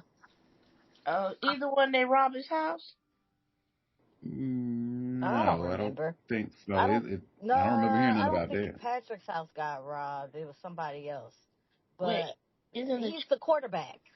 He's the quarterback. Girl, don't ask another question. You don't know who that man is. I know. Just Google him. Google him. The key thing. Kansas City Chiefs. Was about to play 21 questions, girl, trying to find out. You do not know who that man is. At this point, yeah, Google him. I sure don't. I sure don't, Auntie. You watch football? Put his picture up there, Auntie. Oh, let me see. It's in here. I can share the screen. It's a picture of him and his dad. I watch real football, soccer. That's him. That's Patrick. Oh, I know him. Mm-hmm. Oh my God. He light-skinned. Well, biracial, but yes. Mm-hmm. He the light-skinned one. Mm-hmm. During Black History Month, he biracial. We got to make that clear for just for this month only. He biracial. Yeah. White mama biracial. Okay. Mm-hmm. I know him. Oh, that's sad. He need help. So the ankle monitor can monitor alcohol. Mm-hmm. That's why you got to be careful, honey. That's why you should not. If you want to drink, why is you getting behind a fucking wheel in the first place? And then he got caught doing it 3 times. Like, dude, your son makes too much money. If you don't spend $10, $20 on a fucking Uber or a Lyft and go on about your business and have as much drink as you want, and that you might need to stop drink, because when they said he was 55 years old, honey, I was surprised. This looks like he got all of 70 in his mugshot. He's an alcoholic. He looked like. Mahomes have to hire somebody to babysit him. Look, Mahomes ain't got to do nothing to protect his daddy. His daddy's the one that's supposed to be protecting him. So his big age, exactly. So if you can't get it together, clearly his dad is not doing the right thing and a good job. So he need additional help. This actually reminds me of, I hate to have to bring this up because she really went through it, but y'all probably are not familiar with Apple Watts. Apple Watts is a rapper, and she was on a couple of seasons of Love and Hip Hop LA. I remember her. Yeah, and she actually got into because she's known for being an alcoholic, and the problem was, I think she's gotten better now, but the problem was that she was a violent drunk. when she got drunk, like she got really violent towards people, and she ended up getting drunk and like getting in a really, really, really bad car accident to the point where she's like having trouble walking and stuff now. But she actually made a comment saying like, ain't nobody try to help me and this, and that. And I just imagine, because I've dealt with alcoholics before, right? And I'm like, I feel like you probably were helped and didn't want to take it, probably got violent and people just checked out. And I hate that, we do check out, but, a person can only take for so much.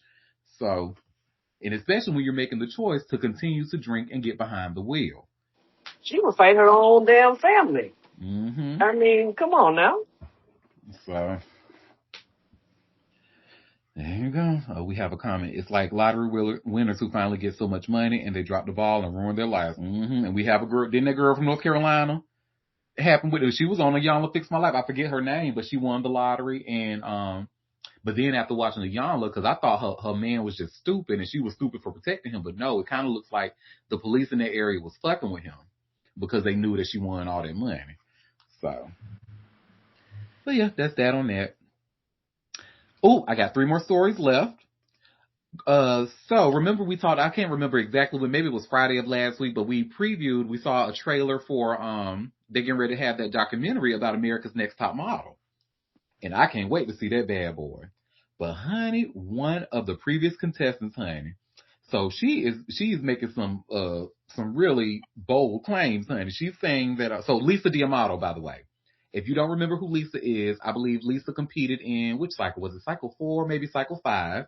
Originally, and then she came back for the Top Model All-Stars, and actually ended up winning the All-Star season, and won by default if you really want to wake it up, because the real winner was supposed to be Angelique, but that's water under the bridge. Lisa's the rightful winner now. So, but y'all should see where I share here by way of TMZ, and it says former America's Next Top Model star Lisa D'Amato brands Tyra Banks a slimy little snake. So this is about a 3.5 minute video. And let's see what she's talking with the TMZ people about. No this. jump scare warning? That's crazy. Leave Lisa alone. But let's see what she has to say to Harvey and Charles. Well, Tyra Banks has been in the headlines again, and part of it has to do with America's Next Top Model and the apology, quote unquote, apology that she is offering with a new Netflix series. So, Lisa, you're saying that she is hiding the fact that she's a producer on it. She's not actually listed as a producer on the Netflix series. She's a producer. She's a producer on it, yeah. What I believe is that she's going to, soften the truth and not really take any accountability, because the reality is narcissists don't really know how to do that. So if she was really upset about it, then she still wouldn't be making millions of dollars, because this same franchise is still being it's still being licensed in other countries around the globe. She's a slimy little snake, and I don't care. We had a show, me and Gina Turner, that we had been working on with Glass Entertainment and Glass Productions. By the way, the podcast came before this, and it got top 9 podcasts in the entire world, where we brought other contestants on to speak their truths behind the scenes. And then Tyra found out that it was going to network, and we got a network, which was E. And then she rushed to get a network so that she could have first word before us. I think the Netflix is going to be more based on what the viewers have seen on camera, whereas the one that's on E on March 11th with me is going to be more of the psychological warfare that they did to us behind the scenes. So there are a lot of people who would say that, looking back, you look at America, you look at The Biggest Loser, you look at America's Top Model, you look at Dance Moms, and the stars of the show were heavy-handed, and some people say abusive, in the sense that they really went after the contestants. But that was kind of the drill. And when people go on a show like that, especially, I think you were on season 5, you kind of know what you're getting when you sign up. That's not true at all. We signed on to one season, one cycle that was going to air in the United States. America's Next Top Model was very much directed in its time for Tyra to help us with a dream. It wasn't to just be on TV. It wasn't like the real world. It wasn't like the Amazing Race where it's just a competition to win some money and do a scavenger hunt. This was way different. And that's where I'm going to stand as in regards to the ethics of this all. Where's the humanity? I'm sorry for the curse words, but like, where do we stop? Well, as I was going to say, I mean, you're talking about how abusive this was, but 12 years later, or not 12 years, but 12 seasons later, you went back on. Going back on All Stars was probably the scariest experience I have ever had in my entire life. I was either going to, and if you remember, there were so many girls that actually went down really horrible paths, including committing suicide or becoming drug addicts or landing themselves in the wrong crowd. I'm really happy that I went back to change my life. And I did show the people, the fans that really loved me, that were paying attention, they also understood and they were really proud of me. And I'm proud of myself because guess what? I won.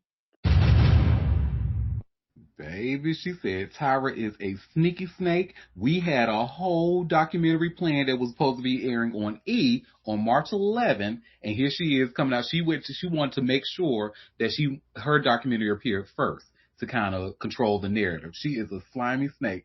Now, unfortunately, as much as I love Tyra Banks, this is not the first time I've heard that she does do stuff like this. And remember, if y'all remember when her talk show was on, we've heard a lot of shady behind the scenes dealings that guests were being invited on to believe one thing, and then they aired the show and it was edited to look like another and all of that. So yeah. I'm still watching. I'm watching both doc. I was such a huge fan of Top Model, and Lisa's absolutely right. Now, it's as crazy as it sounds. She said when they signed on to only do cycle 5, and in hopes of like the winner won that CoverGirl contract and like I think a year-long makeup supply or something. Oh no, I think it's Drag Race. But I know that they win a CoverGirl contract and or in a cash prize. And yeah, she said that there was the girls who didn't win. Lisa didn't win cycle 5, so that's supposed to be over and done with, and she's doing her own thing. But what's happening is that now Top Model is in syndication. Now you can watch the reruns on things like Pluto now, and Tyra is still gaining millions of dollars off of this because it's her idea. So, go ahead, Jamaican Queen. She should have combed her hair before. What's going on? What is that? Exactly, a jump scare. A bird-ass girl. I mean, this is the same girl who peed in a diaper on TV, honey. So, I mean, I don't really... The last thing I would expect her to do would be calm and brush her hair. Like, what is that? Is that like a bird? What is that? Is the hair not combed, or it's just like poofed up? I don't know. Boy, when I tell you that All-Star had my blood boiling, hun, because the fans didn't find out why Angelique was disqualified until years later. And a lot of us were rooting for, we was rooting for the black girl from New York. And then, unfortunately, Lisa came in because she was second place. And once Angelique was disqualified, she won by default. So, I guess that was a waste of time, child. It really was. But why was she disqualified? So it was two stories that I've heard. One said that they found they found a pass that she had a possible pass of being a sex worker, which these shows have really strict guidelines. Mm-hmm. They say they kind of kept that to herself. And then there was another story saying that she preemptively announced her win before she was supposed to on her social media. So because of that, they disqualified her. So it was either one of those stories. She either talked too early or because of her past. We say, we have a comment. You mean Epstein workers? No. She was not, Angelique was not on the Epstein's list. Or she was not one of the victims, as far as I know. But she was a fierce-ass model, for real, and she should have won All Stars. And no black people is on the Epstein's list. You better wake that up. You better wake that up. Well, let's see what I have. Oh, So we actually talked about this not too long ago. But remember, so Dog the Bounty Hunter, remember his wife, his current wife, she had a son who fired a gun and ended up killing his son. Do y'all remember us speaking about that briefly? Well, honey, it looks like this happened back in July of last year, I believe. But they finally arrested his ass. And you see, I just shared here by way of TMZ, Dog the Bounty Hunter's stepson arrested for fatally shooting teenage son. So tragedy struck Dog the Bounty Hunter's family last year when his 13-year-old step-grandson, Anthony, was shot and killed. And now we've learned Dog's stepson, Gregory Zecca, has been arrested for the fatal accident. According to Florida's Collier County Sheriff's Office, Zecca was determined to have been under the influence of alcohol while he was handling the firearm last July. Law enforcement obtained an arrest warrant charging Zecca with aggravated manslaughter of a child with a firearm and using a firearm while under the influence. Sheriff Kevin Rambos said in a statement, "This was a heartbreaking and preventable tragedy. Our detectives conducted an exhaustive and thorough investigation examining every element of what happened through witness statements, forensic testing, subpoenas, search warrants, and more. I commend their hard work and professionalism in uncovering the facts in an incredibly difficult case." According to the investigation, Gregory was drinking for several hours before sitting down to watch a UFC fight on TV with his son at a friend's house. At the friend's house, Gregory continued to drink and got high on marijuana, authorities say. Law enforcement says Gregory repeatedly handled the firearm in the child's presence, practicing drawing it from his waistband and dry firing. The firearm had initially been rendered safe by removing the magazine and clearing a live round from the chamber. But at some point, authorities say, the magazine was reinserted and a round chambered, and Gregory discharged a single shot, fatally striking the kid. According to Chef Rambos, this case underscores that devastating tragedy this case underscores that devastating tragedy that can result from mixing firearms, alcohol, and drugs. Our hearts are with everyone affected by this loss. Gregory's aggravated manslaughter charge carries a potential penalty of life in prison. Dog's attorney, Joseph Lesniak, tells TMZ, "This remains a devastating family tragedy. We believe Greg loved his son deeply and that this was a tragic accident, one that has left many lives permanently changed, especially Anthony's and Greg's." Anthony's life wasn't changed. He no longer has his, so that's that. I don't like if they were looking at that last line to wrote that last to get me to or try to get me to feel sorry for this fucker. Because you sitting there like them guns, y'all. I do not like them guns, man. And you drinking, watching UFC fights, so I know your temper's already up, and you just practicing the waistband. And then, like, I don't know who they trying to get us to believe because they say that it was initially the rounds were taken out, and the one was removed from the chamber, but it was reinserted. Okay, did he reinsert it? Like, why y'all trying to? Whatever. So that's that on that, honey. Keep And his why ass, did no one take the gun away from him? There were all these adults in the house, and no one thought to take the gun away from him. Mm-hmm. And who is Dog? Why is he relevant? Dog the Bounty Hunter. He's relevant to a lot of people. Had a very, very popular show. That's him, Dog? Who? Not in this thumbnail. No, that's not him. I thought Dog, he died, or somebody had cancer, or the wife. His former wife, Beth. Yes. Yeah. Okay. Yes, and I believe we also learned that Dog is a Trump supporter, allegedly. So, yeah, that's that on that, honey. Well, the last story that I have for you all today. So Tiana Taylor, so she Oscar winner now. She's doing her thing, and now she's coming out with a new shoe, honey. A new shoe that I personally think she might end up getting sued about. But y'all see, I just shared here from Hot New Hip Hop. Tiana Taylor debuts in a Jordan brand campaign for Air Jordan 3 Concrete Rose. So Tiana Taylor just debuted a stunning new Jordan brand campaign showcasing her Air Jordan 3 Concrete Rose. The video reveals incredible behind-the-scenes footage of the collaboration. Complex Sneakers reports that Tiana Taylor's Air Jordan 3 Concrete Rose is set to drop on March 7th. Tiana rocks a custom green look that perfectly matches the sneaker's forest green colorway throughout.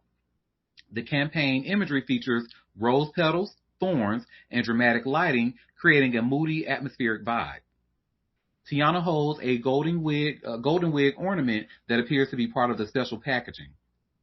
The visual storytelling reinforces the concrete rose theme of beauty emerging from harsh urban environments. The Air Jordan 3 OG represents Tiana's Harlem roots and her journey through adversity beautifully. Where her Air Jordan 1 collaboration represented the rose itself, the Jordan 3 embodies the thorns. The removable thorn elements wrapping the collar can't be retouched once removed, adding a permanent meaning. Oh, that's cute. The Jordan brand has been building anticipation for this collaboration for months with exclusive previews. Tiana's partnership with Jordan brand continues producing some of the most personal sneaker releases. The Tiana Taylor Air Jordan 3 Concrete Rose looks absolutely incredible in these campaign images.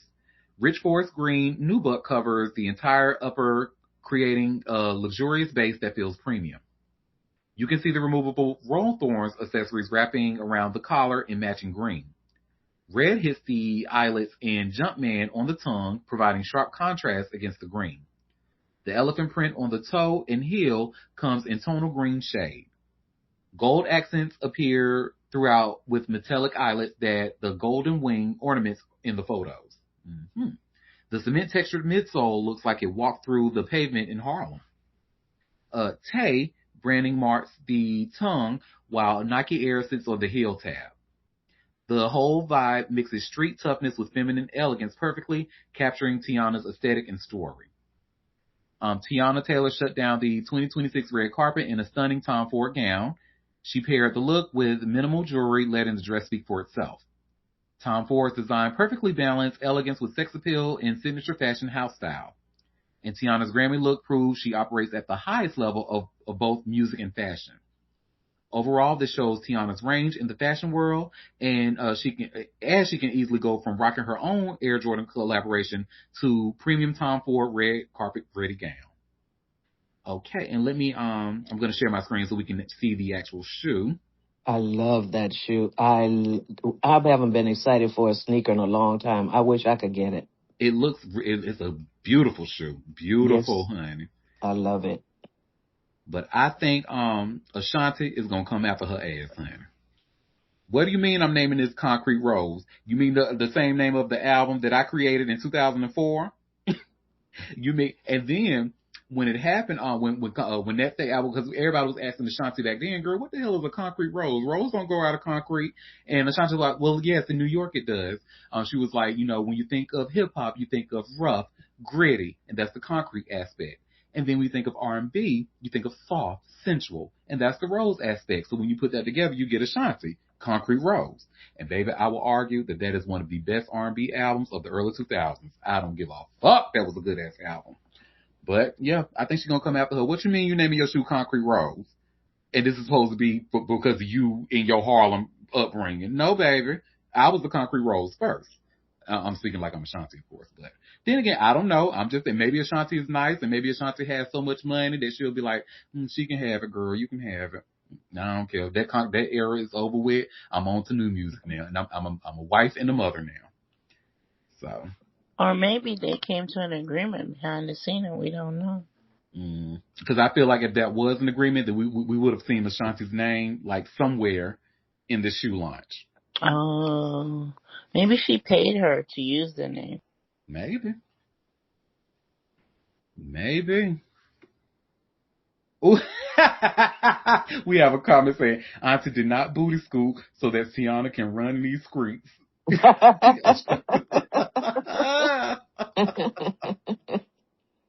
Oh, Lord. I think the shoe's going to do very well. Me too, and that's why she's going to get a move. I don't care if she got to change the name, whatever. The shoe is beautiful. She could change it to something else. If a suit comes around or whatever, it's still gonna sell. And then, girl, because I even remember thinking this to myself back then. Like, you remember back when her when she previewed that song "Rose in Harlem," with that Kanye produced album that we all thought we was gonna get in love, and then we got that album, girl. I think most of us only like 2 songs from the shit, but A rose in Harlem. yeah, exactly. And you hear the lyrics. She was like, I grew up in concrete. And even back then I was like, hold up now, what do you mean? Because I feel like she was kind of getting away with saying it that way. But now you explicitly calling this shoe Concrete Rose? Okay, girl. There you go. Well, y'all, that was all the tea that I had for us today. So before we head out, did anybody have any tea that they want to share or any tea that I might have missed? I see I actually got a piece of tea from Happy shared in the back chat here. Let's see what this piece of tea says. It looks like it's something from Variety. And what it says. And what they said about sinners. And what they said about sinners. Bitch asses. They've eaten their words, honey. But this one, it says Jeffrey Epstein ties to Bones producer Barry Josephson revealed. Set visits, auditions, and overwhelming friendship. Ooh. Okay, well, I didn't watch Bones. Did y'all watch Bones? Yes. Ooh. Thoroughly watched it. It's a good rewatch as well. Ooh, this is a long ass article, honey. Let me I'm gonna do something that I usually don't encourage, but let me get AI to summarize this motherfucker for me, honey. Summarize this article. Cause girl, there's a lot.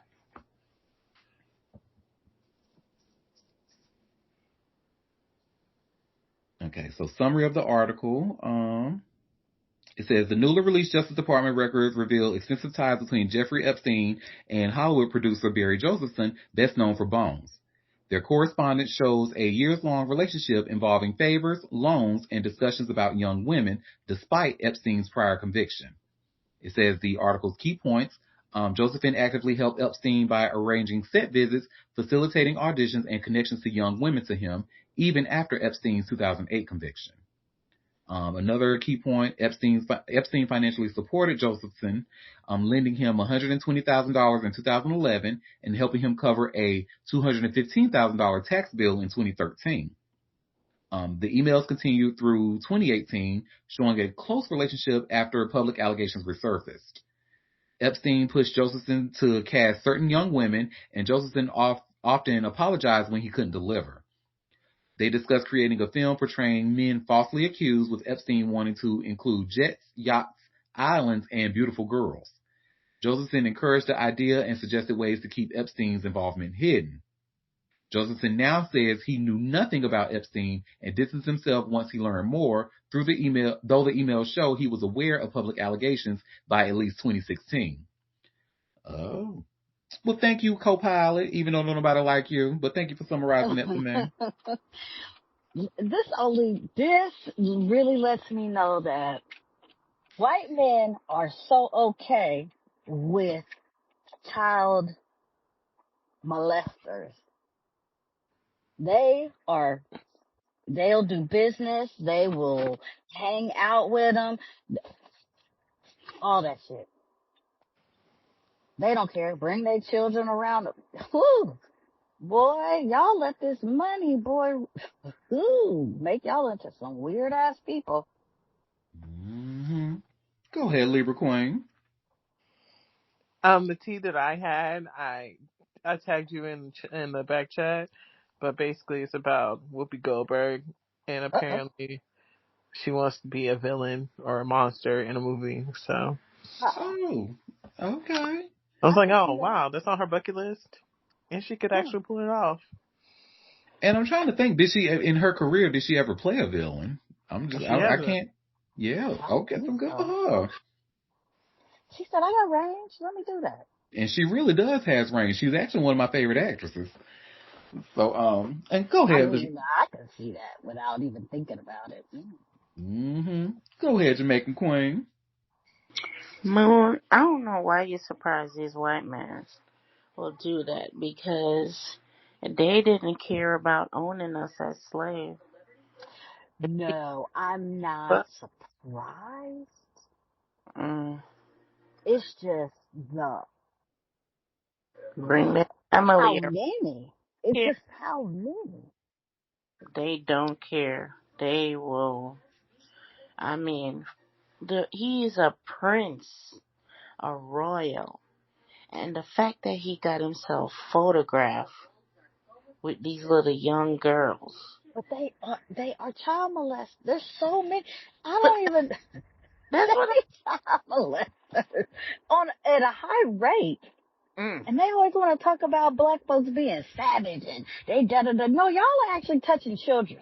Y'all are weird. A lot of y'all big weird, like majorly. The fact that they even call us savages with the shit that they used to do to slaves, girl, I girl. mean, the it grinds shit, my gears. Mm-mm, okay, grinds them all the way to smooth. I tell you mm, what, grind, cause because it don't make no damn sense whatsoever. none of. You know this, like I said, no black girls, no black people, Jay-Z wasn't there. no, no. Pusha T was, no, black people weren't there, period. This is a white people thing. Rich Hmm. white people. Quit trying to put black folks in the middle of this foolery. Now, I'm not saying that there ain't black child molesters or rapists and stuff like that. We know that that's not true. But let me tell you, them white folks are at the highest rates and levels for anybody. They a hot fucking mess. They nasty as hell. Oh, that's their wheelhouse right there. Okay? Overwhelmingly, and the numbers prove it. Like, we ain't just pulling this out. The numbers say, when you look into who is being convicted of these charges, honey, it is not black men. It is overwhelmingly cis hetero white men. I mean, Overwhelmingly. it's craziness. Craziness. What's in they? What's wrong with them that they like to mess with little girls? Child, I was like, ooh, just extinguish all of them, child. Just, ugh. They just nasty. And we have a comment saying all rapists should be castrated.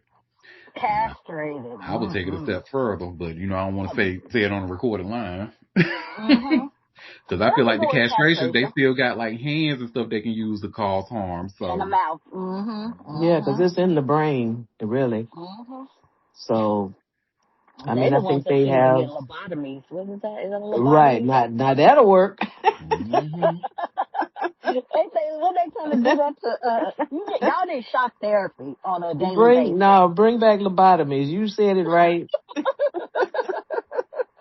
We'll But fix Okay. that shit. they did it on all the native women. You know, On they gave black. them Oh, lobotomy. They on black. They did everything to us, and I'm like, to, the gay yeah. population. Mm, Ugh. Just nasty. Just, hmm boy, let me tell you, they are never beating them savage, they are savage, nasty motherfuckers. They're never beating them charges. Ever. Fucking cannibals. Ah, Yeah, did they say that? I mean, I think I saw a tweet with a video about a girl who disappeared and say they were actually eating people and doing all kinds of stuff. I mean, I think really the tip of the iceberg really has been touched. There's so much more to this story, I'm look, hmm which is and why not, they. and we know it's not all white people. It's not all, but No, it's not. it's no, a hefty majority. You men out there, woo, Especially man, the wealthy ones. They seem to be the biggest freaks on the planet. honey. they're Look, did you wait? Was it me and you that watched the documentary on the Arm and Hammer? Yeah, yeah, Army Oh, I Hammer, didn't Child, see yeah. that. child, them people fucked up. They be generationally fucked up In what? the That head. Honey. Peacock?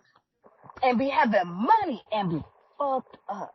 What Go, streaming wasn't channel? that on Paramount? It was on Paramount, I think. No, I never had Paramount. No, what was it? Netflix? It was maybe Netflix. You have to look it up. I don't remember.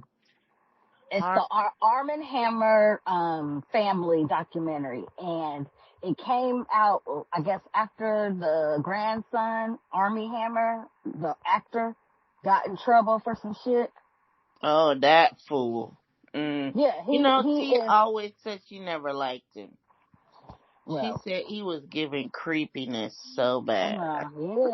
he is, and it's a long lineage of creepy. A long lineage. It should be generations of fucking nastiness. Mm, mm, mm, mm. I always Auntie, want to talk quit about it. making Moon upset. I'm fine. It's just so funny that they always want to blame us, and it really be them. It's them. It's them. Mm-hmm. Oh, you should get shit on merit. They talk about DEI. Y'all are the biggest DEI.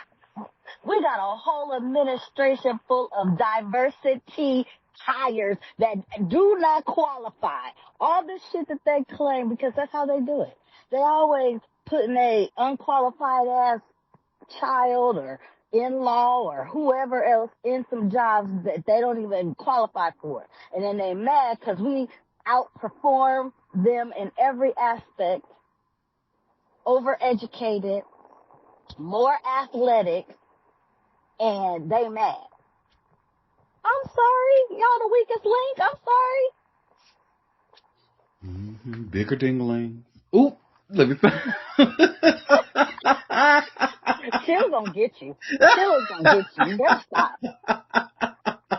I just had to remind y'all where y'all was at. Let me. You gonna get a whooping. You gonna get a whooping. Ooh, you promise?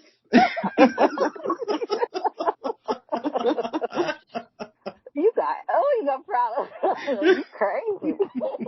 But I'm serious. I just be beside myself. Like, we really live in the upside down right now because they mad that black and brown people outperform them at such high rates that they can't stand it. It's true. It's true. It's true, Moon. Because the class before me had 25 black nurses and one was white and one was Hispanic. The class that I'm in is all black. All black. And the class before me, everybody passed the NCLEX except for the white girl. Except for her, she has to retake Oh, something like that. oh, And the worst, it's just sad. it Truly. really is. But the funny thing is they think that whatever they doing is gonna keep us down. Meanwhile, we done survived 400 years of everything that they tried to throw at us.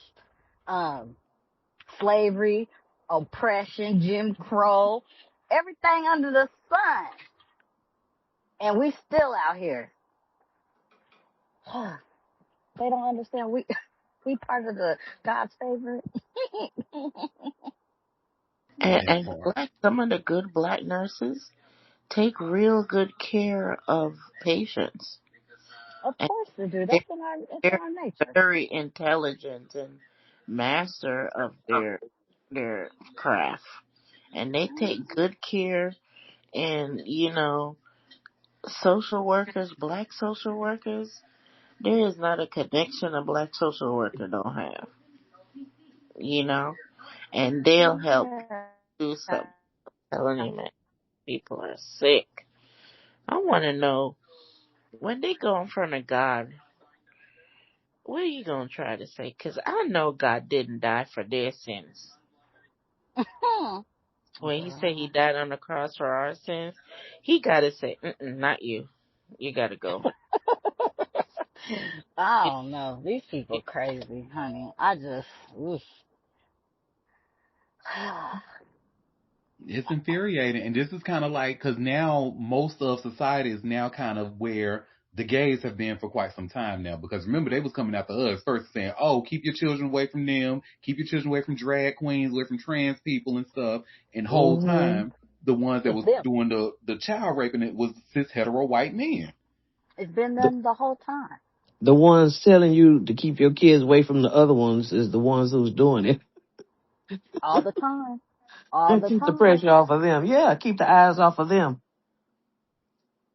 The But Boy what's Scout pissing me off though, like leaders. people notice and they have the numbers saying who are the real perpetrators, but they still want to gaslight and play in our faces, and pretty much doing it in the name of the Lord. Using that church Yeah. to kind of protect all stuff. Everything. Mm-hmm. And And hate. the Yeah. Catholic Church had a plethora of them.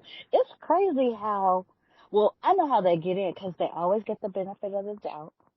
White people always give white people the benefit of the doubt, especially when they don't deserve it. That's why we got that idiot in the office now. I don't know why they gave him the benefit. I don't know. I still to this day. How do you think a man that bankrupts a fucking casino is a good businessman? Riddle me that. That's easy money. How do you bankrupt a damn casino? But here we are. And then they always want to talk about everybody else. And it's them every time. Catholic Church, uh, your football coaches, your teachers. They be, I mean, when you have a whole school of pedophiles, that shit is crazy. Like, how did all the pedophiles end up at, did they congregate and say, oh, this place is prime? White Like, how, men, baby. And white women is a second behind them. I okay. saw a case where the woman was being accused of, she got 6 years in prison. She was in her 30s, 40s, I don't remember. But the age of the boy that she was contacting, 11. I'm like, When I tell you, 11? if somebody was contacting my 11-year-old, my sixth grader, do you understand the level of how I would beat her ass into the ground? Girl. They would be, Mm-mm. I would No, have whooped her ass so damn bad, they would know have the been trying level to of say, what beat her I, ass to the I ground. tried to kill her. I'm like, We what did she see in an 11-year-old? What the hell? Sickness. an 11-year-old. That's crazy. And she just boo-hooing, boo-hooing, boo-hooing. 11 years old. Well, that's how Wow. that boy was when he was the one back in the real famous case. I think he was 11 when it started. Like he was in middle school. The one Oh, and then they that got wound up pregnant being for together. That she had Yeah. pregnant. Mhm. Yeah. they Oh, the one together. who died. Yeah. They still Mm-hmm. together.